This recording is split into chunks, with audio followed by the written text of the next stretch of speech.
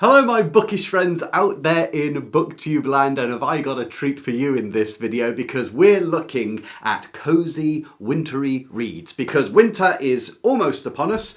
Only last week around where I live we had a nice dollop of snow, which was very welcome indeed, and that's the time that we just like to hibernate indoors like the other animals, by our fires, wrap up in cardigans, have a hot chocolate and read a great book before going on a walk and puffing our own steamy breath into the air.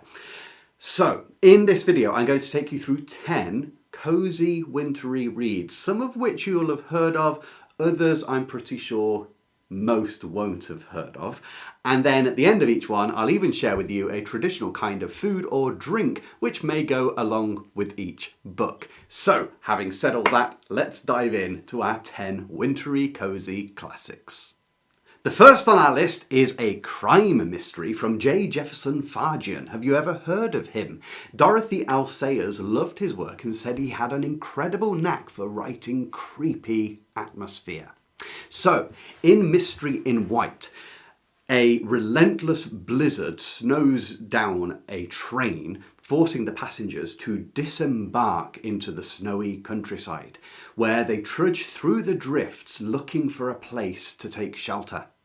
Then they come across an old manor, which is inexplicably unlocked and open. When they go inside, they find that the hearths all have fires in them. Even the kettle is boiling on the stove, but no one is at home. A Mary Celeste of a house. But as they stay there, they realise that the house harbours a strange, menacing secret. Whatever the horrors are on the train, nothing can match what they're going to discover in the house. So that is Mystery in White by Jefferson Farjeon. So now for the culinary pairing with this book. Builder's tea, or strong tea, and buttered toast. There is very little more comforting than this food, but it's specific to a plot point in the book, because when the passengers get into the manor that's unlocked, one of the first things they do is make a strong tea and toast bread over the already blazing fires.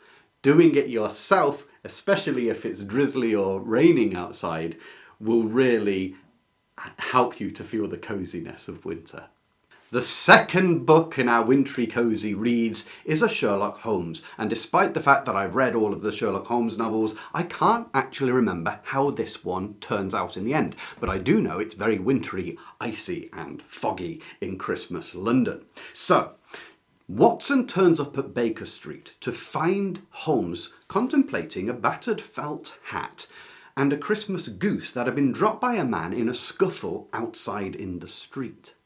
On closer inspection, they discover a priceless blue gemstone in the crop of the goose. And now Watson and Holmes have to leave the warmth of 221B and enter into the foggy, snowy streets and marketplaces and pubs of old London town, retracing the steps of the goose through London in order to clear a man of an atrocious slight on his name. So that's the second book, The Adventure of the Blue Carbuncle. The culinary pairing to go with the Sherlock Holmes tale, nothing would be better than roasted chestnuts if you could get hold of them, because as a Victorian food, roasted chestnuts were a commonplace thing to eat and be sold on the streets of London for many, many centuries. During the winter, because it's a fare that you could get at winter time. So if you can get hold of some roasted chestnuts, you may be eating exactly what Watson and Holmes would have been eating as they went from marketplace to pub to alleyway during their search for the precious carbuncle. In third place is a Charles Dickens, because in many respects the atmosphere one thinks of in winter and Christmas was invented through Charles Dickens' stories. And if you want to get into Dickens and eventually read all his works, why not start with the Pickwick Papers? Now, the Pickwick Papers, we follow Mr. Pickwick in his adventures through England, and it does cover all the seasons of the year. However, there are certain scenes which are so winter-based and so nostalgic. For instance, when they go through on the stagecoach to the biting cold icy air of winter and its snowdrifts to Dingle Dal, a manor in the countryside, where we have the whole scene of warmth and hospitality, of raging fires in the rooms, of storytelling around the hearth place, of sliding on ice, and of course much eating and drinking and laughter and dancing, which is something Dickens loves to put into his books. Sections like Dingle Dal are pretty plotless, to be quite honest, but they are just gorgeous reminiscences of spending time with people inside while the world outside has grown dark, cold and snowy. Now here's an old drink you could try and get the recipe for to drink along with Mr. Pickwick, especially in the Dingle Dal scenes, and that would be hot buttered rum. Have you ever heard of that before? Now we're more likely to go for mulled wine, spiced wine, but hot buttered rum just has that warming and also indulgent fatness about it, which so accurately fits the round, jolly Mr. Pickwick. So if you've never heard of it, look up hot buttered rum. We all know L.M. Montgomery for Anne of Green Gables, but have you read The Blue Castle by L.M. Montgomery, a great cosy winter read in which our protagonist, Valency Sterling, is a 29-year-old unmarried woman who lives with her family in the cold town and a very judgmental family, judgmental society. Valency ends up receiving a diagnosis of a terminal illness which gives her a year to live, and so she snaps and decides to leave her respectable home to go and live in a lodge in the isolated snowy woods, her blue castle. But also there is a man of questionable reputation, isolated from everyone else from the snow and by the wilderness. It's here that Valency begins to learn what it means to truly live. That is The Blue Castle by L.M. Montgomery. So what could you eat while reading The Blue Castle? Well, nothing would be more appropriate, in my opinion, than toasted crumpets with lashings of butter on top. Valency's escape to the lodge in the wood is all about experiencing the simple pleasures of life. And what is more simple than high carb crumpets with winter butter, which helps give us the fat to keep warm through those dark days, and the idea of toasting those crumpets till they're very crisp and have that pleasant crunch just on the outside over an open fire grate. The fifth book on our list is an absolute classic which I associate with winter, and so do many other people, and it's Louisa May Alcott's Little Women. So, with their father away fighting, the four March sisters, Jo, Beth, Amy and Meg, with limited money, have to navigate girlhood all the way into womanhood and all the challenges that surround their family. Now, while it goes through all of the seasons through a year, it's their experiences in winter that really anchor the book. You know, the theatrical performances and plays in the attic, the sharing of food with neighbours in the snow, the Christmas scenes, all built around, you know, their mother and keeping the home fires burning. While reading Little Women, how about really going for that New England atmosphere by having with you a jug of hot apple cider with a cinnamon stick inside?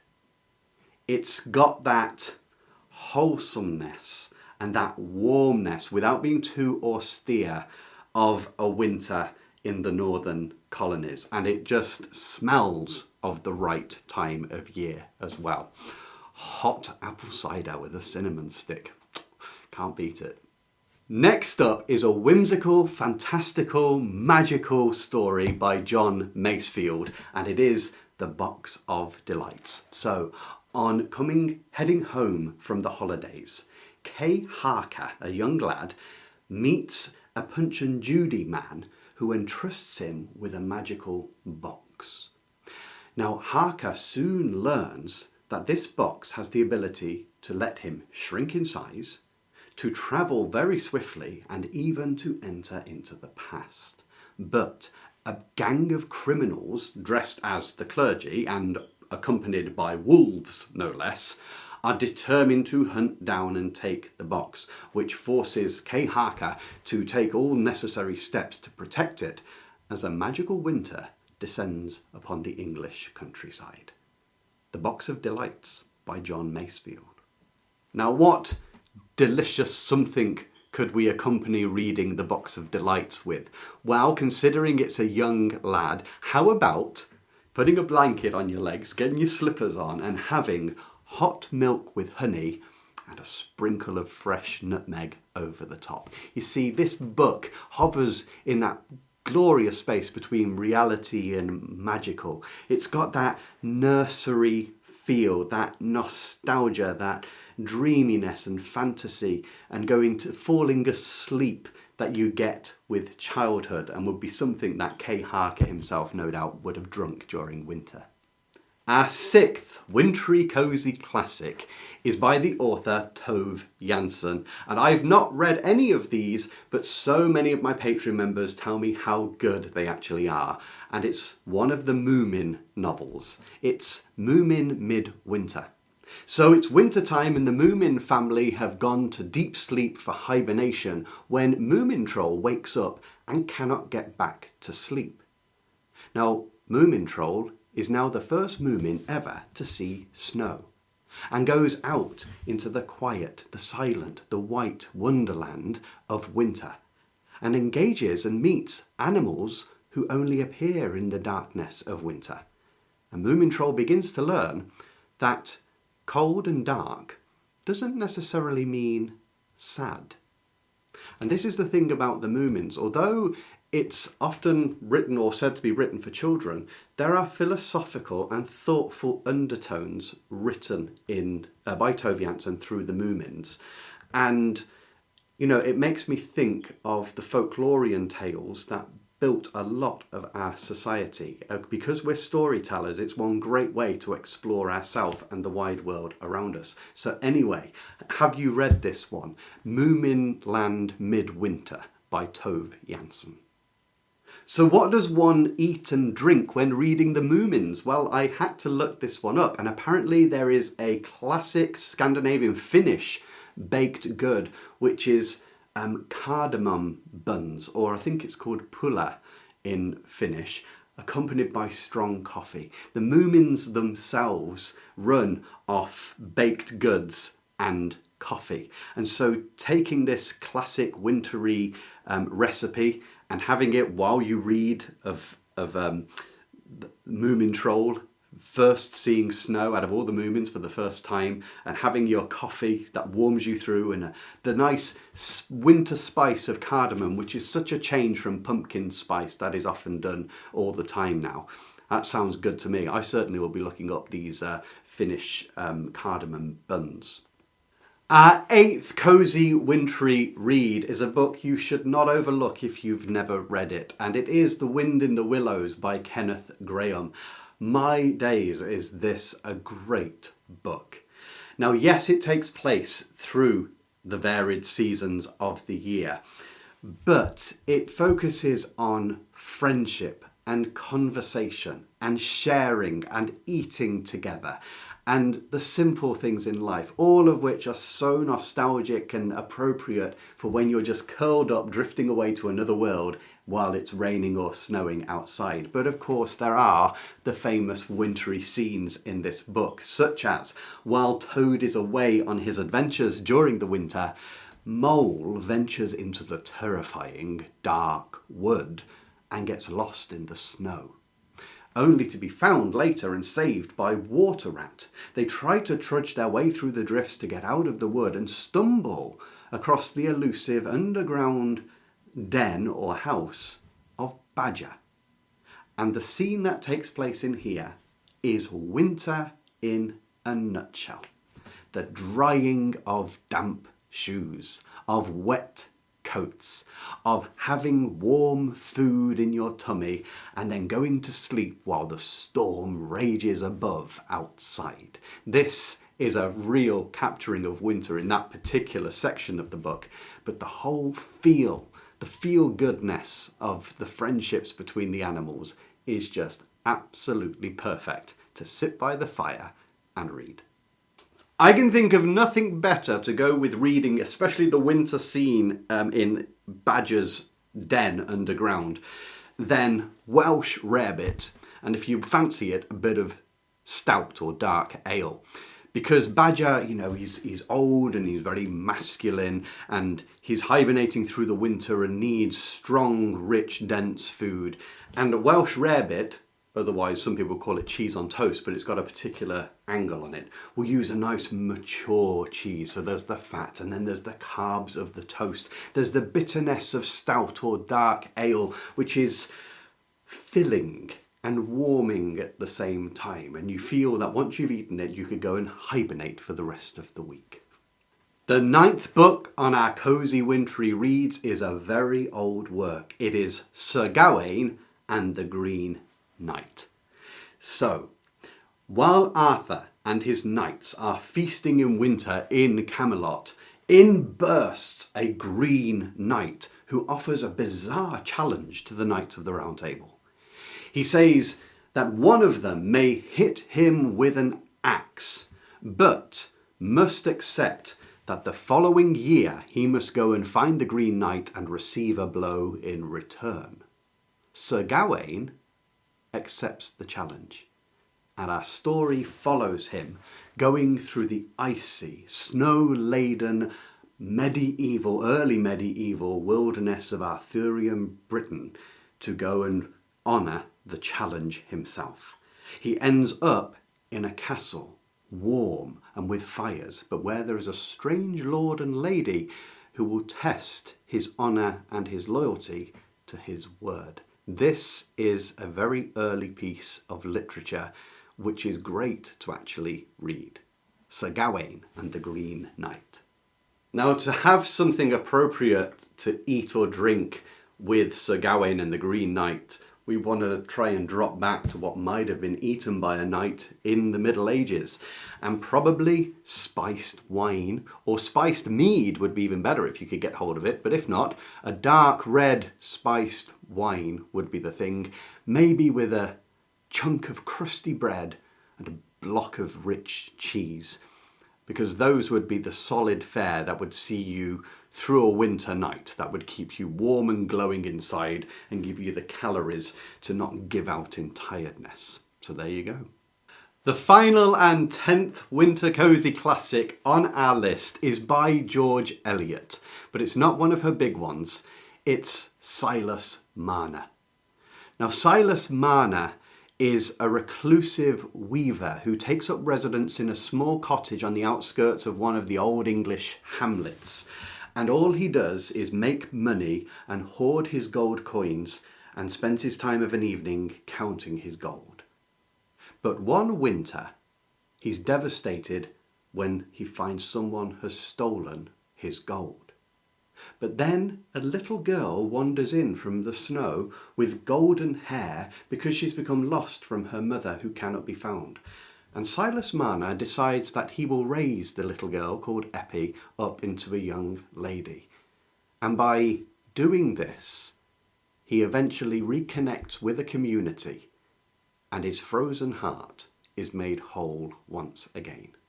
What's so lovely about this is the particular scenes which detail winter in the countryside, but also that joyous camaraderie and sense of community with the funny, typical people that you find in the old English pub, passing their evenings of the dark winter with something to do like drinking ale and telling stories. This is a really heartwarming book. So there you go, the last one, Silas Marner by George Eliot.